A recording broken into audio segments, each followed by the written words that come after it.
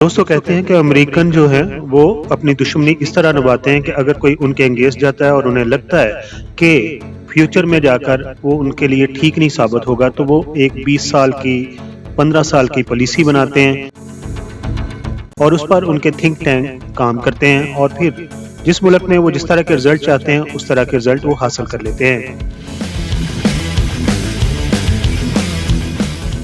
22 جون 24 فروری 1974 کو لاہور میں دوسری اسلامی کانفرنس منعقد ہوئی۔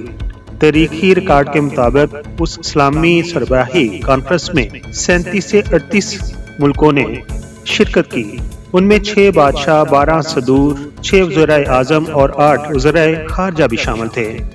کانفرنس کے مرکزی موضوعات فلسطین، بیت المقدس اور 1973 کی عرب اسرائیل جنگ کے اثرات اور مسلم ممالک کے درمیان سیاسی اقتصادی تعاون تھا۔ اسی اجتماع کے ماحول میں پاکستان نے بنگلہ دیش کو بھی تسلیم کیا تھا اور شیخ مجیب الرحمان نے دوسری اسلامی سربراہی کانفرنس میں بطور بنگلہ دیش کے وزیر اعظم شرکت کی تھی اور وہ بھٹو کے ساتھ کندھا با کندھا کھڑے تھے۔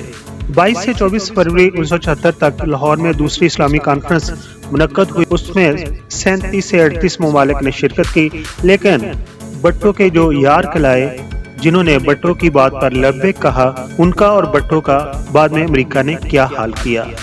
اگر آپ سوچیں تو اس کانفرنس کے دیر پا کوئی اثرات مرتب نہ ہو سکے، بلکہ اس میں شامل ہونے والے کچھ صدور، کچھ وزراء بعد میں قتل کر دیے گئے اور ان کے بارے میں آج تک پتہ نہیں چلا کہ ان کے ساتھ ایسا کیوں ہوا۔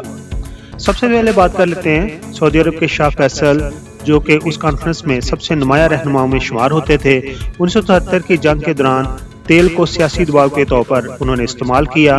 وہ مسلم دنیا میں غیر معمولی مقبولیت حاصل کر چکے تھے۔ پاکستان میں اگر بات کی جائے تو جب شاہ فیصل کا نام لیا جاتا ہے تو فوراً سعودی عرب کا نام ہر ایک کے ذہن میں آتا ہے۔ اسی طرح ابھی شاہ فیصل کے بعد اگر کوئی دوسرے مقبول لیڈر ہوئے تو وہ MBS جسے ہم محمد بن سلمان کہتے ہیں، ان کا جب بھی نام لیا جاتا ہے تو پاکستان کے بچہ جانتا ہے کہ یہ سعودی عرب کی بات ہو رہی ہے۔ 25 مارچ 1975 کو ریاض میں ایک سرکاری مجلس کے دوران ان کے بھتیجے شہزادہ فیصل بن مسعود نے انتہائی قریب سے گولیاں مار کر انہیں قتل کر دیا۔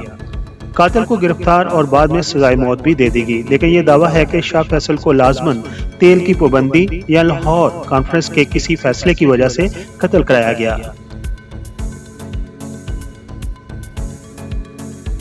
انہوں نے 1973 کی اسرائیل عرب جنگ کے دوران کہا تھا کہ ہم دوبارہ صحراؤں میں رہ لیں گے اور ایک نارمل زندگی گزار لیں گے، لیکن اپنی انا پر کبھی بھی کوئی سمجھوتا نہیں کریں گے، اور یہ بھی ثابت نہیں ہو سکا کہ اس کے پیچھے کوئی عالمی سازش تھی۔ بات کر لیتے ہیں پاکستان سے علیحدہ ہونے کے بعد بنگلہ دیش کے بانی شیخ مجیب الرحمان کی۔ بنگلہ دیش کے بانی شیخ مجیب الرحمان کی لاہور آمد خود ایک تاریخی واقعہ تھی۔ صرف 1.5 سال بعد 15 اگست 1975 کی صبح بنگلہ دیشی فوج کے باغی افسروں نے ڈھاکہ پہ ان کی رہائش گاہ پر حملہ کیا۔ شیخ مجیب کے ساتھ ان کے خاندان کے بیشتر افراد حتیٰ کہ کم عمر بچے بھی قتل کر دیے۔ یہ ایک قتل داخلی فوجی بغاوت کا حصہ تھا، جس کے فوراً بعد اقتدار تبدیل ہو گیا اور جنرل ضیاء الرحمان نے اقتدار سنبھال لیا۔ یہ ایک خوفناک سیاسی قتل تھا، لیکن اسے شاہ فیصل کے قتل یا کسی مشترکہ اسلامی رہنماؤں کے خاتمے کے منصوبے سے جوڑنے کے لیے کوئی قابل تصدیق ثبوت موجود نہیں ہے۔ پاکستان کی بات کریں تو 22 سے 24 فروری 1974 تک لاہور میں جو دوسری اسلامی کانفرنس منعقد ہوئی تھی، اس کی میزبانی اس وقت کے وزیر اعظم جناب ذوالفقار علی بھٹو نے کی تھی۔ لاہور اسلامی کانفرنس کے میزبان ذوالفقار علی بھٹو اس اجتماع کے مرکز میں تھے۔ تصویروں میں دیکھا جا سکتا ہے کہ بھٹو کے ارد گرد مختلف اسلامی سربراہ بیٹھے ہوئے ہیں۔ اس کانفرنس کے چند سال بعد ان کے اپنے مقرر کردہ آرمی چیف جنرل ضیاء الحق نے حکومت کا تختہ الٹ دیا۔ بھٹو پر ایک سیاسی مخالف کے قتل کی سازش کا مقدمہ چلا اور پھر 4 اپریل 1979 کو انہیں راولپنڈی جیل میں پھانسی دے دی گئی۔ بھٹو کی موت محض ایک متنازع سیاسی بحث نہیں رہی۔ مارچ 2024 میں پاکستان کی سپریم کورٹ نے متفقہ طور پر قرار دیا کہ بھٹو کے مقدمے میں منصفانہ سماعت اور قانونی تقاضے پورے نہیں کیے گئے۔ यूं लाहौर कॉन्फ्रेंस के मेजबान का अंजाम वाकई गैर फितरी रियासती और अदालती ताकत के जरिए हुआ, मगर उसके जिम्मेदार पाकिस्तान के अंदर फौजी इक़दार, अदालती अमल और सियासी इंतकाम था।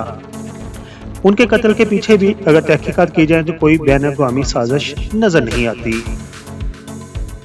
कराची, लाहौर, पेशावर, फैसलाबाद, कोयटा, एक रास्ता पाकिस्तान और एक रास्ता वर्ल्ड। आप दुनिया में जहां कहीं भी हमारा YouTube चैनल देख रहे हैं, अस्सलाम वालेकुम। अस्सलाम वालेकुम। दूसरी इस्लामी कॉन्फ्रेंस के अंदर अलजायर के सदर हवारी बोमदीन भी शामिल हुए। अलजायर के सदर हवारी बोमदीन वो रहनुमा थे जिन्होंने शेख मुजीबुर रहमान को लाहौर लाने में अहम किरदार अदा किया था। उनकी 27 दिसंबर 1978 को सिर्फ 46 बरस की उम्र में मौत हो गई। उनकी मौत के साथ ही बहुत सारी फाउन ने भी जन्म लिया। ताहम उस जमाने की तिब्बी और सहाफती रिपोर्टें बताती हैं कि वो कई माह से एक खून की बीमारी में मुब्तला थे। बरूने मुल्क इलाज भी हुआ और मौत से पहले तकरीबन 40 रोज वो कोमा में भी रहे। लिहाजा उनकी मौत को कतई तौर पर कत्ल या जहर देने का नतीजा कहना दस्तयाब शवाहद के खिलाफ था। इस तरह उनका भी तल्लुक उन्हीं सरबराह में था जिन्होंने लाहौर कॉन्फ्रेंस के अंदर शिरकत की थी, लेकिन उनकी मौत भी किसी तरीके से भी साबित नहीं हुई कि वो किसी साजिश का नतीजा थी। चलते हैं मिस्र की तरफ। दूसरी इस्लामी कॉन्फ्रेंस में अनवर सदात ने मिस्र के सदर के तौर पर शमूलियत इख्तियार की थी। मिस्र के सदर अनवर सदात को 6 अक्टूबर 1981 को काहिरा में फौजी परेड के दौरान मिस्री फौज से वाबस्ता शिद्दत पसंद हमलावरों ने गोलियां मारकर कत्ल कर दिया।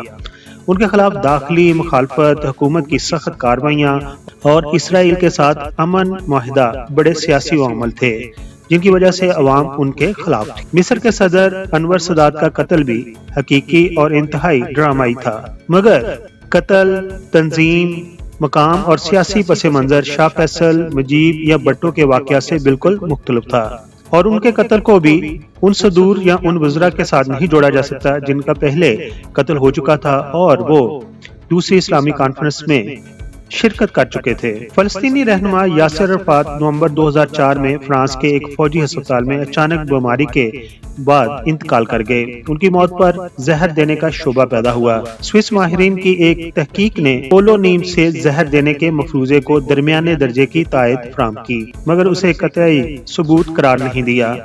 फ्रांसीसी माहिरीन ने जहर की थ्योरी मुस्तरद कर दी। रूसी माहिरीन को भी फैसला कुन सबूत न मिला और फ्रांस के अंदर उनकी मौत के ऊपर तहकीकात बगैर किसी फर्द पर इल्जाम लगाए बंद कर दी गई। यासिर अराफात की मौत यकीनन मुतनाज़ा और गैर वाज़ेह है, मगर उसे साबितशुदा कत्ल कहना इतना ही गैर मुहतात है जितना उसे मुकम्मल तौर पर मामूल की कुदरती मौत करार देना। भट्टो के अगर दोस्त या यारों की बात करें तो उनमें लीबिया के माउमर कज़ाफ़ी भी शामिल हैं। उनके नाम पर लाहौर का एक कज़ाफ़ी स्टेडियम भी बनाया गया था। लीबिया के माउमर कज़ाफ़ी 20 अक्टूबर 2011 को सद के करीब बागी जंगजुओं के हाथों जिंदा पकड़े गए। वीडियोज में उन्हें गिरफ्तार के बाद जिंदा देखा गया, लेकिन कुछ देर बाद वो मुर्दा थे। इंसानी हुकूक की तंजीमों के मुताबिक उनकी मौत के दुरुस्त हालात आज तक पूरी तरह वाज़ेह नहीं हो सके और मजबूत इम्कान मौजूद है कि उन्हें गिरफ्तारी के बाद कत्ल कर दिया गया। लीबिया के लोग जानते हैं कि उनके दौर में जितनी तरक्की हुई उसके बाद आज तक तरक्की हो नहीं सकी और वहाँ पर जो हालात हैं पूरा मुल्क बागी जंगजुओं के हाथों में है। दोस्तों, ये थी कहानी भट्टो के दोस्तों की, भट्टो के यारों की। पाकिस्तान में कुछ लोग तो कहते हैं कि इनके पीछे अमेरिका का हाथ था, लेकिन वाज़ेह तौर पर अगर स्टोरी देखी जाए या कहानी देखी जाए तो इस तरह के कोई शवाहद नहीं मिलते।